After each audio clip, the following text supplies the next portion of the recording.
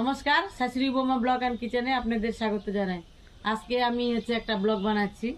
এই যে দেখেন, আমার ননদ ষাটি মাছ কাটতেছে। এই ষাটি মাছের আমি একটা ভর্তা বানাবো। এই যে ষাটি মাছ কাটা যাবে, কাটো।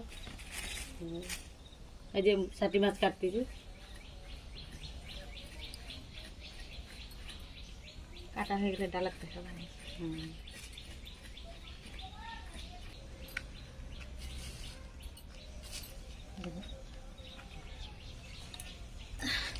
এই যে মাছগুলো কাটা হয়ে গেছে, এখন ধুয়ে আমি যখন ভাজবো তারপরে আবার একটা ভিডিও দেবো। তেল ঢেলে দিলাম কড়াই, 5টা শুকনো ঝাল নিয়েছি, ঝালটা এখন ভেজে দিই।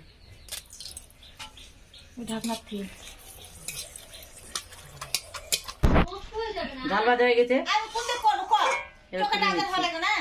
মাছটা হলুদ লবণ মেখে নিয়েছি, এবার ছেড়ে দিচ্ছি। দেখা যাচ্ছে ষাটি মাছ।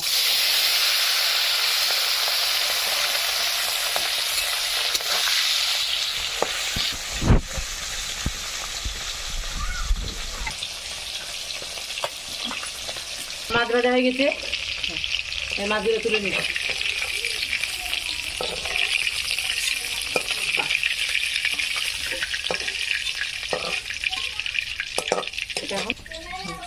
ফটো তুলে দেবো, বলো।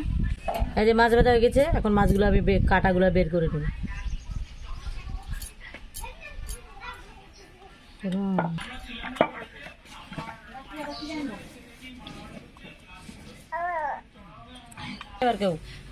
এবার বাচ্চা হয়ে গেছে, আমি এখন এটা পিষে নেব, পিষে নেব শুকনো ঝাল।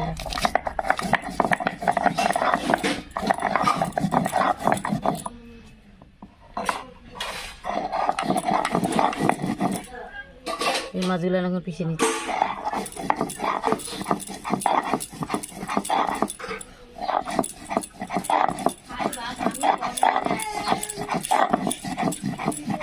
মামি আর পাতার বাটে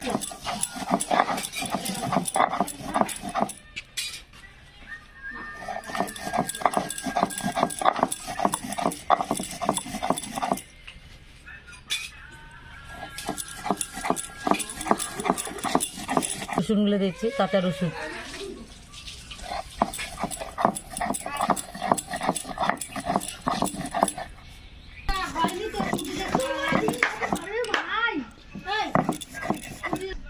আর সরষের তেল দিয়ে দিচ্ছি, উঠে নিচ্ছি। ষাটি মাছের ভর্তা বানানো হয়ে গেছে, উঠে নিচ্ছি। লবণ আর সরষের তেল দিয়ে মেখে নিচ্ছি, হয়ে গেছে।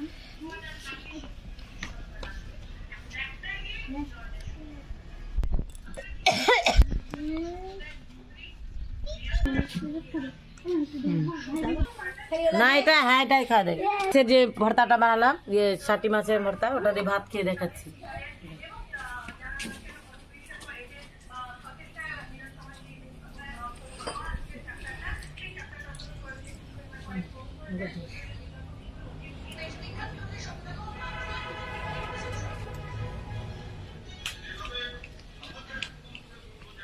বলো, ভর্তাটা খেয়ে আমাকে তো ভালো লাগলো।